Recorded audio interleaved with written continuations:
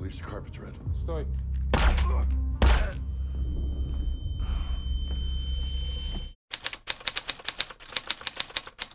The captivating dancer moves effortlessly on the pole, her every motion mesmerizing the crowd below. All eyes are glued to her, as if caught in a spell. Suddenly, a woman dressed in white enters the scene, and chaos erupts. The once hypnotic performance takes a violent turn. The dancer, now revealed as an assassin, leaps into action, her graceful legs becoming instruments of death. As the bloodbath subsides, she casually checks her phone. A new mission alert flashes on the screen. The sun outside doesn't seem to care about the carnage inside, and under its indifferent glow, a group of assassin sisters unleashes their fury on a nightclub full of targets. The other hitmen present aren't ones to be overshadowed, and soon, the entire venue is left in shambles. Among the chaos, a man in sunglasses receives a new bounty notice. This time, the target is Joe, a top-tier assassin within their organization. Joe isn't just any killer. He's someone who can bypass heavily armed security and take down his mark with surgical precision. However, after completing this latest job, Joe's head throbs with unbearable pain. Before long, the bodyguards catch wind of something being off, and a gunfight erupts, adding to the already widespread panic. In the middle of this mess, Joe manages to extract Helen, an actress, from the chaos. Their encounter is brief, but there's a spark between them. Despite this, Joe's condition worsens, prompting him to visit a hospital the next morning. A CT scan shows no tumors, but the doctor isn't optimistic. He suggests Joe's repeated head injuries might be causing issues that the scan couldn't detect. He advises regular follow-ups and a lifestyle change. After leaving the hospital, Joe reports back to his superior, who is pleased with the outcome of the recent mission. But Joe isn't at ease. He's started questioning his purpose, why he keeps killing.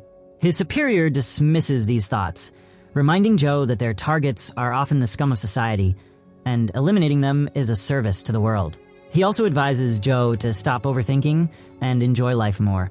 Taking this advice to heart, Joe decides to return Helen's belongings, secretly hoping to see her again.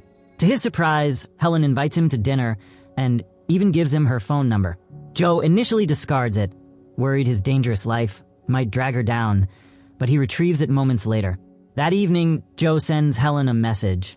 Their dinner turns into a delightful exchange, with Helen clearly showing her interest. Before long, their relationship blossoms into a romance. Joe feels like he's on top of the world, with both his love life and career thriving. Despite this, Joe confides in his superior about his relationship. He's considering leaving the assassin's life to protect Helen. However, the reality of leaving this world isn't simple. Assassins only leave two ways: alive and clean, or in a body bag. Joe's headaches worsen, but the doctors remain clueless. This gnaws at his peace of mind. He even contemplates taking out a life insurance policy with Helen as the beneficiary, but his superior advises against it. Insurance claims could attract attention to their operations. Changing the subject, Joe invites his superior to his birthday party. At the celebration, Joe's headache forces him to excuse himself, but he returns to the table pretending everything is fine. His superior, noticing Helen's charm, advises Joe to be honest with her about his secret life. Deception, he warns, could ruin their bond. Before Joe can respond, Helen brings out a cake, and he blows out the candles, wishing for a way out of his double life. The next day, Joe receives devastating news from the doctor. After multiple tests, it's confirmed that he has Creutzfeldt-Jakob disease, a rare and incurable condition that will lead to rapid neurological decline. The prognosis is grim. Joe has only 3 months to live. Struggling to accept this, Joe delves into research and realizes his symptoms align with the disease. Determined not to let this disease define his end, Joe begins tying up loose ends. He retrieves a stash of money and a gun from his safe, but tosses the weapon into a river, signaling his desire to leave violence behind. Joe approaches his superior Hertz, explaining his condition and proposing an unusual deal. He'll pay $2 million for someone to assassinate him so that Helen can claim the insurance money. Hertz, unwilling to let his friend give up, rejects the idea.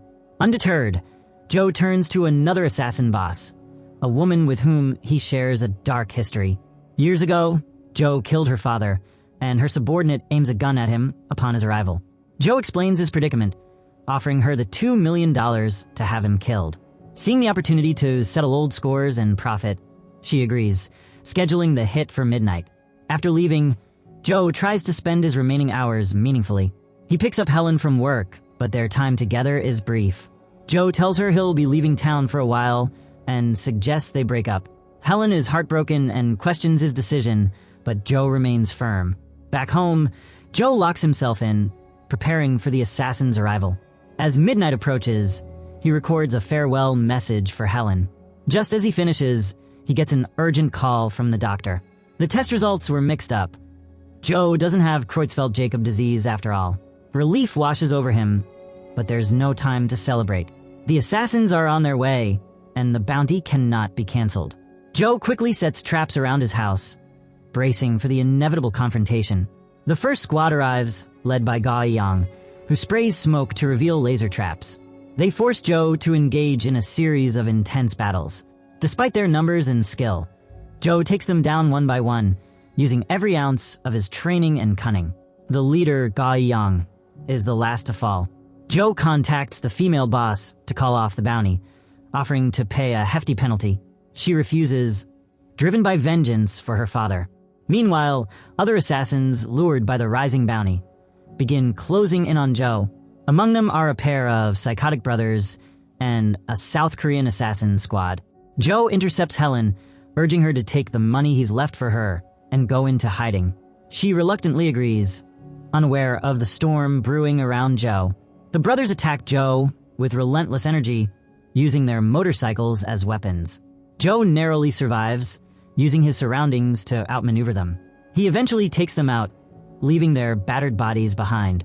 The female boss, furious at their failure, raises the bounty to $4 million, attracting even more dangerous killers. Among the new contenders is David, a seasoned assassin, and a group of nightclub performers who use their routines as deadly distractions. Meanwhile, Joe seeks refuge with Hertz, who treats his wounds and offers whatever weapons he has left. Hertz's wife surprisingly helps Joe by realigning his spine, miraculously alleviating his headaches. But the reprieve is short-lived. The assassins close in, and Joe's fight for survival becomes a spectacle of chaos and carnage. Despite the odds, Joe's determination to live and protect Helen fuels his every move. Anto brings in her cousin to join the crew, hoping David will guide him through the ropes. Despite David's hesitation, he doesn't have much choice but to go along with it. So, David reluctantly teams up with this amateur. They head to their target location and, before long, spot Helen rushing back home. David checks a photo and confirms she's Joe's girlfriend. Meanwhile, Helen gets a message from Joe and panics. She starts packing her bags, clearly planning to run, but her timing is off. Just as she steps outside, David and Anto's cousin show up. She tries to escape, but David quickly catches her, knocking her out cold and dragging her away. Joe, on the other hand, is clueless about all this. He's driving to his setup point, completely unaware that multiple assassin teams are converging on his location. Anto tipped them off that Joe's hiding in Shoder Castle. What they don't know is that the castle is rigged with traps Joe meticulously prepared. His goal, to eliminate the most skilled assassins and scare off the rest. Joe gets to the castle ahead of everyone else, sets up his traps, and waits. The first to arrive are a pair of brothers. One's a loud brute, and the other isn't the sharpest tool in the shed. The big guy barges in, yelling for Joe to show himself. Joe isn't one to play nice. He greets them with a flashbang and kicks the big guy away. But things don't go quite as planned. The brothers are barely fazed by the blast. Joe realizes he's in a tight spot, but comes up with a clever idea. He throws on some makeshift armor to boost his attack power. This gives him enough leverage to hold his ground. Just as he's gaining control, the Steel Pipe Sisters make their entrance. Joe knows he needs to wrap this up quickly. Luck's on his side as the brothers start arguing. Joe seizes the moment, triggering a trap that impales the big guy on a deer antler. He even snaps off a piece of the antler to use as a weapon. The remaining brother, furious and out for revenge, charges at Joe. But in a one-on-one fight, he's no match for Joe, who finishes him off with the antler. Before Joe can catch his breath, the Steel Pipe Sisters are already on him. He uses one of the brothers' bodies as a shield to block their bullets. Then, in an unexpected twist, one of the sisters tosses a bomb. While it blasts Joe into cover, he uses the chaos to lure her in. When she gets close, Joe sets off another explosive, taking her and her partner out. Just as Joe thinks he has a moment to regroup, a dancer assassin shows up. This guy's got style. He even puts on upbeat music before attacking. Joe struggles to keep up with the dancer's unconventional moves. They end up grappling on the ground, and the dancer locks Joe in a Brazilian jiu-jitsu hold. Joe's strength saves him as he breaks free and flips the fight in his favor. But the dancer doesn't go down easily. The fight enters another round when the dancer pulls out a knife, forcing Joe to grab a weapon of his own. Meanwhile, David arrives at the castle with Helen in tow. He notices the cars outside and deduces that the assassins have already entered. David warns his cousin that Joe likely rigged the place with traps, making it a death trap for anyone inside. Helen, however, becomes a wild card Joe didn't account for. Back inside, Joe finds a weak spot in the dancer's defense and takes him down. The dancer tries to pull a gun, but Joe retreats behind a table, triggering another trap that eliminates his opponent. Exhausted, Joe realizes that while he's managed to fend off 3 waves of assassins, the biggest threat, David, hasn't shown up yet. Just then, Joe's phone rings. It's David, using Helen's phone to threaten her safety and lure Joe out. David directs Joe to the cemetery, aiming to control the situation. At the same time, Anto, doubting the assassin's abilities, sends mercenaries to the castle. These soldiers split into teams and start searching for Joe. Helen, ever the opportunist, tricks David's cousin into letting her move around. She pretends to stumble and picks up a stick, striking him down when his guard is down. Meanwhile, the mercenaries sweep the castle, careful to avoid the traps. But Joe's been waiting. He sets off a massive explosion, wiping out the team in the basement. Hearing the blast, another group rushes in, giving Joe just enough time to escape. David, waiting outside, corners Joe and demands he drop his weapon. Before David can act, Helen arrives in a car, crashing into him and creating enough chaos for Joe and Helen to escape together. The mercenaries, drawn by the commotion, engage in a chaotic shootout, allowing the duo to flee. David, furious, scolds his cousin for his incompetence. Anto's mercenary leader, Mu, arrives and strikes a deal with David to continue the mission, but at a much higher price. Joe's proving to be more trouble than they expected. During their escape, Joe reveals the truth to Helen about his life as a hitman. Shocked, Helen struggles to process the revelation, especially after revealing she's pregnant. The conversation is cut short when Helen faints. Joe discovers she's been grazed by a stray bullet. He carries her through the jungle to a church, where a priest tends to her wound. Overwhelmed by recent events, Joe impulsively proposes to Helen. The priest hesitates to officiate, citing the lack of proper documents and Joe's non-Catholic status. Joe pleads, sharing his fears and newfound sense of purpose. The priest finally agrees, but sets a condition. Joe must confess his sins. In the confession booth, Joe lays bare his past, justifying his actions as necessary to rid the world of dangerous individuals. The priest, though conflicted, reminds Joe that murder is a sin, regardless of intent.